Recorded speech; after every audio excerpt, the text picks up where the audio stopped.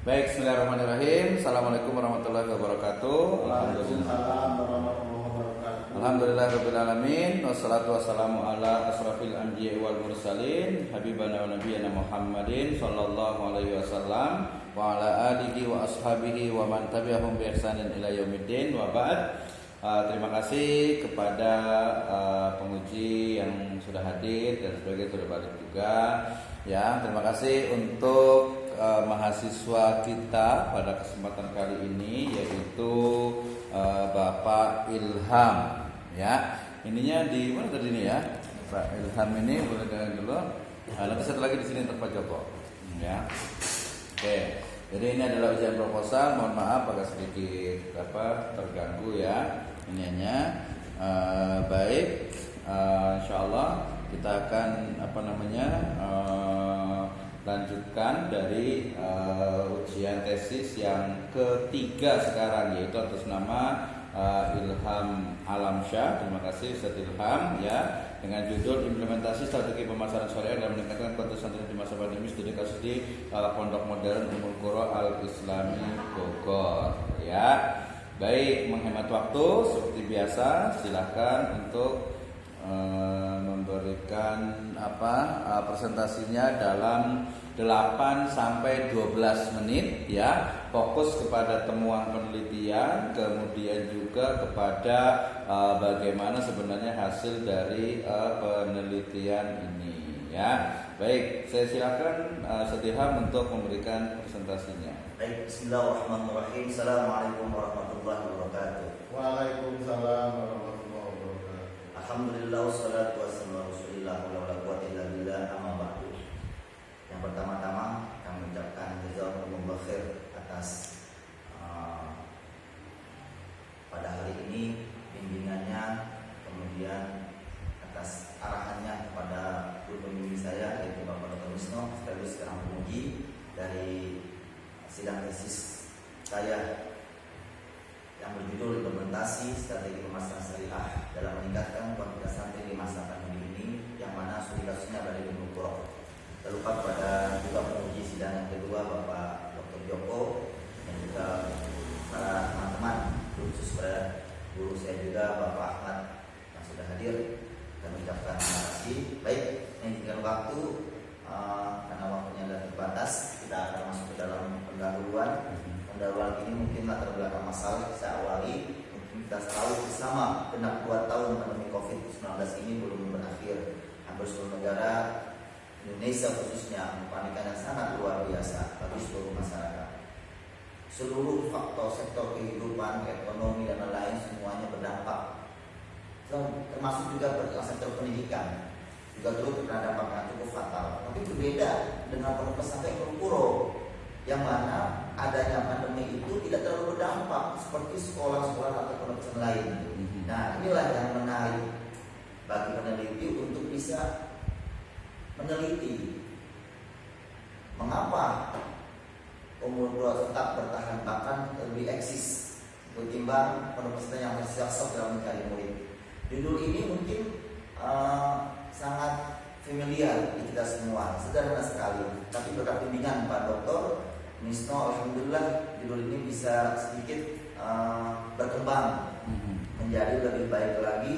Saya berharap judul ini sederhana seperti air putih, tapi berkualitas insyaallah. Luar biasa. Yaitu adalah implementasi strategi pemasaran syariah dalam konteks anti pandemi studi kasus ini. Rumus masalahnya adalah ada 2. Yang pertama, bagaimana penerapan strategi marketing dalam meningkatkan kuantitas santri di pesantren Ummul Qura. Yang kedua, bagaimana peran kiai pimpinan pada implementasi ini. Lalu dalam literatur kita adalah menggunakan 3 ini, semuanya terkait tentang manajemen pemasaran pendidikan. Namun berbeda dengan tesis saya adalah yang mana literatur ini adalah merujuk kepada sekolah madrasah, tapi kalau kami adalah fokus kepada pondok pesantren The World School. Lalu kerangka pemikirannya adalah di sini kami membuat strategi pemasaran Ummul Qura, yaitu adalah di sini ada peran pimpinan, kemudian strateginya ada jaringan alumni, kemudian dengan digital marketing, dan setelah kita ketahui dari definisi masing-masing, peneliti langsung menganalisa strategi pemasaran di pesantren itu ada dua, yaitu ada digital marketing dan maaf ini belum tulis digital marketing dan juga Islamic marketing seperti itu ya, atau Islamic syariah gitu. Ini mungkin belum ditulis, maaf. Kemudian metode ini kami lakukan adalah penelitian yang dilakukan adalah melihat secara pendekatan kualitatif eksekutif, kemudian metode penelitian yang mewawancara observasi dan dokumentasi, dan terakhir reduksi data, penelitian data dan kesimpulan data. Baik, kita langsung ke pembahasan saja. Untuk pertama kita bahas profil pesantren. Singkat saja, profil pesantren ini adalah pondok pesantren Ummul Qura Islami berada di daerah Bogor Barat, tepatnya Lewui Mekar, Desa Mekar, Kecamatan Lewuyang Bogor. Dan pesantren ini adalah mempunyai kurikulum integrated kurikulum yang mana menyatukan kurikulum antara salaf, modern, dan juga kurikulum Kementerian Agama. Nah, maka di sana langsung digabungkan, dan di sana pesantren ini dipimpin oleh Al-Mukarram Bapak Kiai Haji Helmi Abdul LC. Nah, beliau ini didirikan sudah kurang lebih 1993 dan sekarang 2022, tepatnya 29 tahun sudah berdiri. Nah, asistensinya alhamdulillah selalu berkembang setiap tahunnya. Data terakhir kami kemana kami meneliti yaitu sejumlah 1.243. Nah, itu ada kenaikan ketimbang tahun sebelumnya. Ditimbang dengan pesan-pesan lain yang masih tersiap-siap. Mungkin kita berharap tahun ini adalah tahun sudah pasca pandemi bisa kita stabil kembali khususnya dalam pendidikan ini. Baik, Bapak, Ibu sekalian, kemudian di sini ada peran kiai dalam strategi pemasaran ini, Bapak Ibu. Nah, kita harus perhatikan.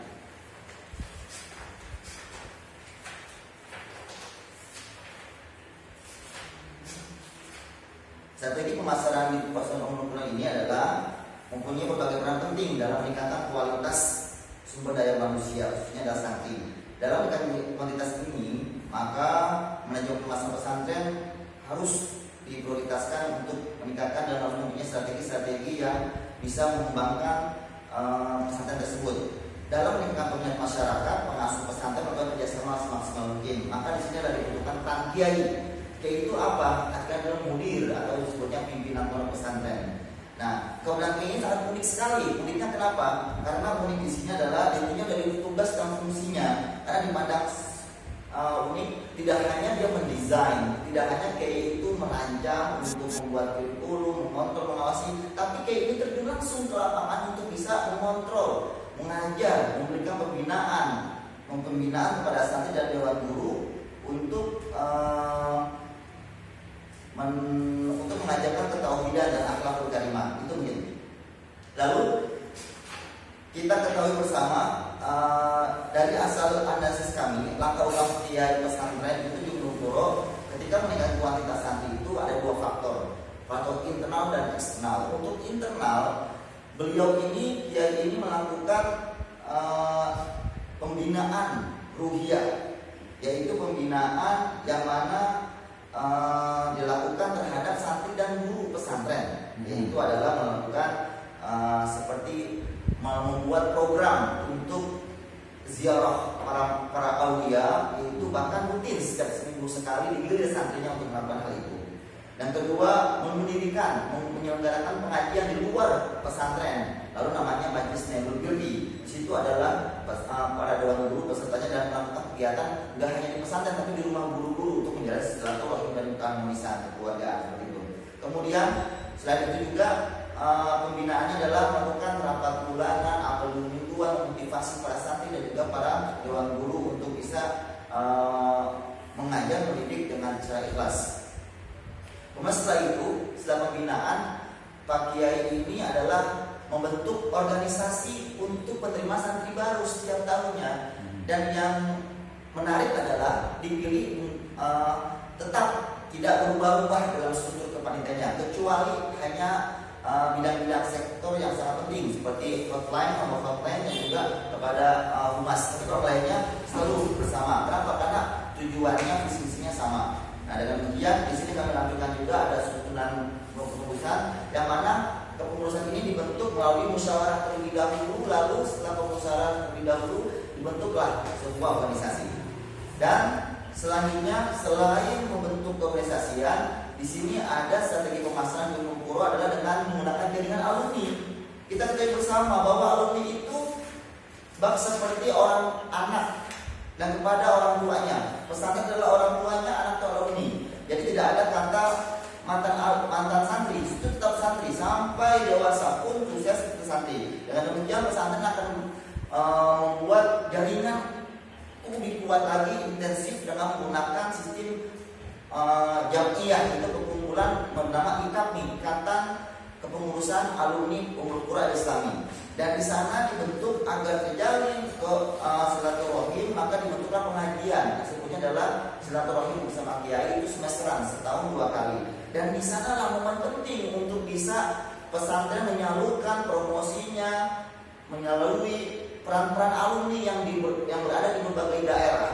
Dan di sana dipilihlah ketua alumni setiap daerahnya, sehingga ketika ada program untuk promosi pesantren, alumni tetap membantu. Nah, lalu setelah alumni, maka di sini dibentuklah digital marketing.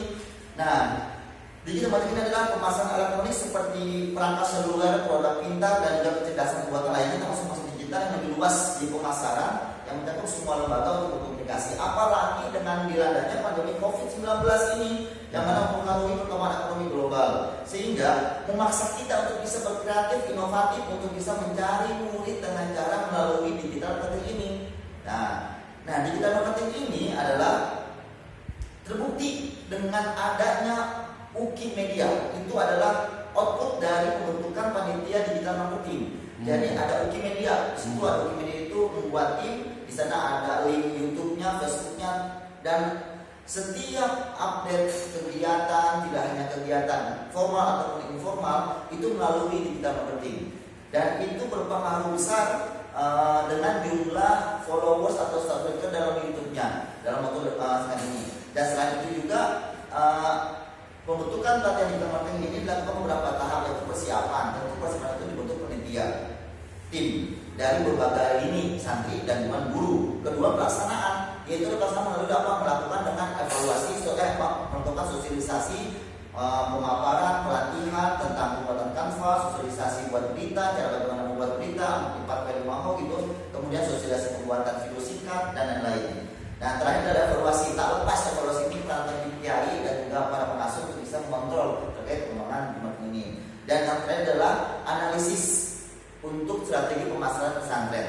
Nah, di sini kita coba untuk menganalisa dari konsep pemasaran di pesantren ini, apakah masih berlaku? Itulah konon ceritanya yang disampaikan oleh pembimbing kami terkait marketing mix. 4 itu.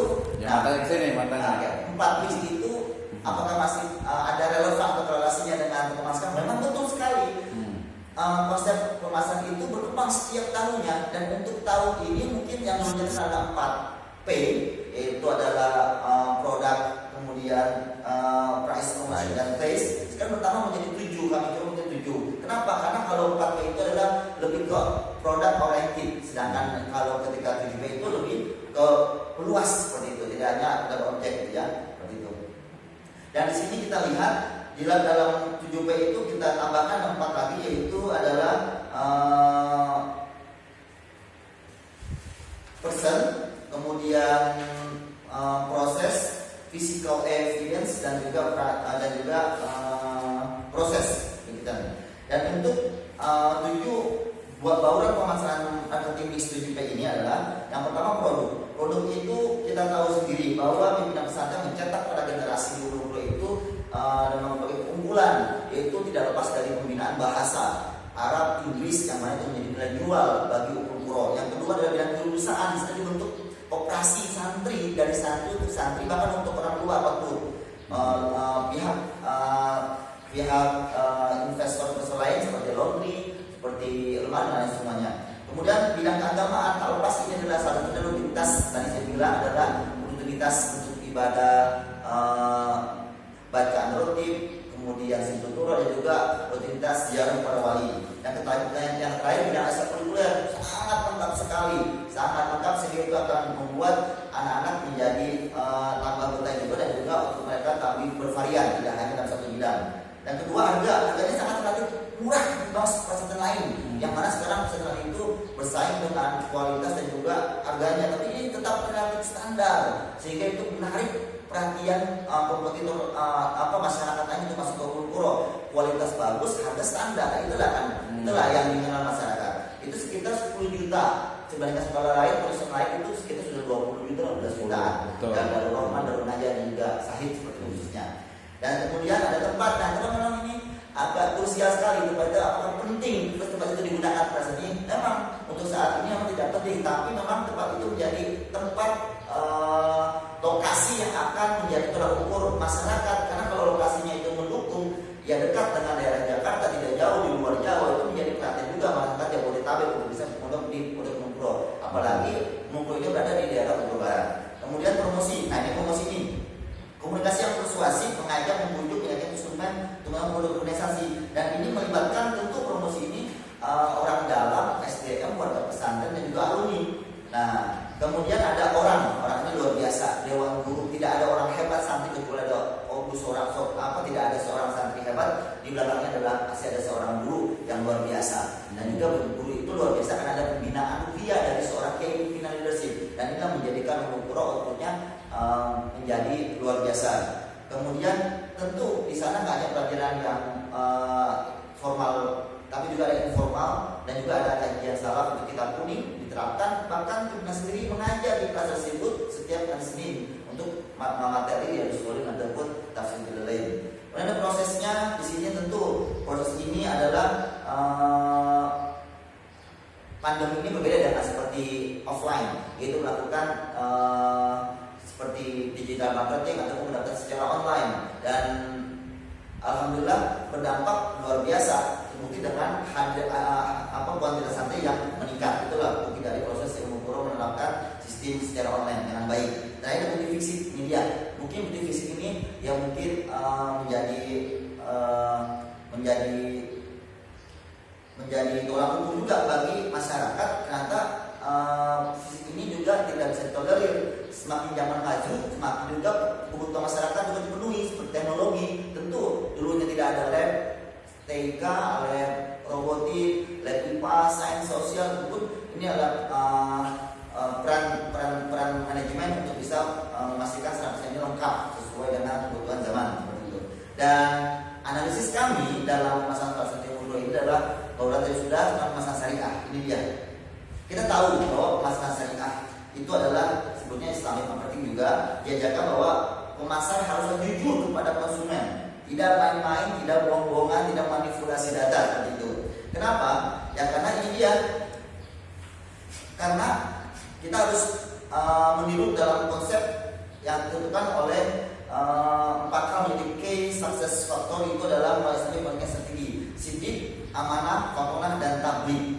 Ya, dan Mumpro ini menerapkan sistem prinsip syariah ini, yaitu adalah pengelolaan disiplin, jujur, dan amanah. Yang kedua, strategi internalnya, dan 2 eksternal. Internalnya adalah menggunakan 5S. Tentu kita ketahui bersama, senyum, sapa antara santri, antara guru, antara keluarga, oleh santri, sopan, santun, dan berbicara. Dan faktor strategi eksternalnya dalam syariah marketing ini adalah melakukan promosi lewat media sosial. Nah, ini dia media sosial. Kemudian koperasi itu bersama dengan orang keluarga sekitar. Jadi dibuka pihak laundry, para vendor-vendor yang bekerja dengan umum itu diajak untuk bergabung menjadi anggota koperasi. Itu bagian dari marketing syariah juga. Mencari anggota lebih banyak lagi. Kemudian kalau pengelolaan infak dan zakat kerjasama dengan pihak TNI, dengan pihak Dasis, Basnas seperti itu untuk bisa menyalurkan. Bahkan ada sebuah program dari Kiai itu untuk memberikan kepada apresiasi Dewan Guru dan kami selama setahun, yaitu pergi umroh, kemudian untuk dibantu untuk pengolahan pernikahan juga, itu strategi nasional pesantren. Kemudian seragam mungkin hanya hadiah-hadiah saja, kerjasama dengan Kementerian Pendidikan Ekonomi. Kemudian satuan dengan alumni oleh santri ini terbentuk dalam bentuk ikatan kami yang juga pertemuan santri setiap sebulan sekali yang dilaksanakan di Mumpro sekaligus dengan pengajar. Dan yang selanjutnya adalah penerapan Islamik dalam human resource management pesantren. Tentu ada 3: rekrutmen, seleksi, dan kontrak kerja. Dan di sini rekrutmen tentu harus dan juga menentukan sesuai dengan keahliannya gitu, seperti itu ya. Jadi rekrutmen itu tidak sembarang orang, tentunya dengan strategi pesantren. Dan sebenarnya seleksinya adalah menentukan tentang keahlian, tumbuh amal atau sudah tinggi dan amanah percaya bertanggung jawab. Karena seleksi ini adalah pihak penyeleksi harus sudah mengetahui ketentuan di dalam acuan di dalam menilai ketentuan yang tidak jelas. Tindakan profesional dan profesional menggunakan menjaga verifikasi lokasi kerja. Kemudian terakhir adalah kontrak kerja. Nah ini lagi-lagi kontrak kerja adalah memulakan sebagai sesuatu perjanjian sewa menyewa al-ijarah yang ijarah ayun sewa menyewa tenaga manusia untuk melaksanakan suatu pekerjaan. Nah kemudian yang terakhir Islam maka seperti ini pemanasan Islam adalah langkah-langkah perusahaan dalam proses pembukuan, penawaran dan juga perubahan nilai.